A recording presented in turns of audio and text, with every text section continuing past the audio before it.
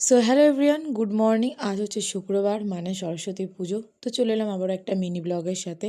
আর দেখতেই পাচ্ছি এখানে আমি আমার ঢংগুলো দেখাচ্ছি, যে আগের দিন রাত্রিবেলা বসে বসে আমি মেহেন্দিটা পরেছি, নেল পালিশটা পরেছি। আর আমার বর কিন্তু বক্স নিয়ে হাজির হয়ে গেছিলো আগের দিন রাতেই, যেহেতু আমরা সবাই মিলে পাড়াতে পুজো করছিলাম।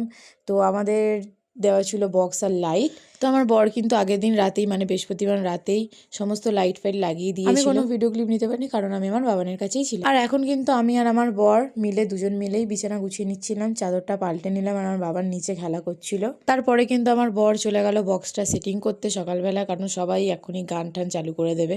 আর আমার মা বসে পড়েছে হলুদ বাটতে। তো দেখতেই পাচ্ছি আমি হলুদ মেখে নিয়েছি, ঢং করছি কত। তারপরে কিন্তু এই দেখো আমি রেডি হয়ে গেছি। আর আমার লুকটা কেমন লাগছে সরস্বতী পুজোর অবশ্যই কমেন্ট করে জানিও। আর এরপরে কিন্তু আমার বাবানকে ওর পাপা তেল মাখাতে বসে পড়েছিল, কারণ চান করানোর ছিল।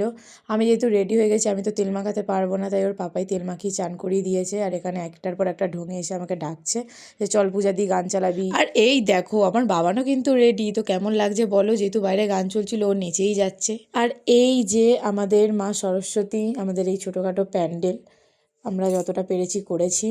আর এই পুজোটা কিন্তু 5 বছর পূর্ণ হলো, মানে এটা একটা দিদিদের ঘরের পুজো। তো যেহেতু 5 বছর পূর্ণ হলো, তাই আমরা সবাই মিলে করেছি।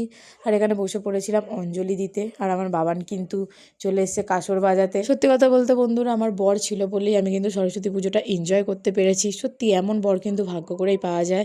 আমার বাবানকে সমস্ত রেডিটা আমার বরই করিয়ে দিয়েছিল। তো যাই হোক, এই নিয়ে কিন্তু অনেক মানুষেরই হিংসা, অনেক মানুষেরই নজর, বেসিক্যালি আমার ফ্যামিলি। তো যেহেতু সরস্বতী পুজো ছিল, তাই দুপুরের লাঞ্চে ছিল ডাল ভাত আলুর চোখা। তো এরপর কিন্তু সন্ধ্যের মিনি ব্লগ আসবে। ততক্ষণে সবাই সুস্থ থেকো, ভালো থেকো আর সাবধানে থেকো। টাটা।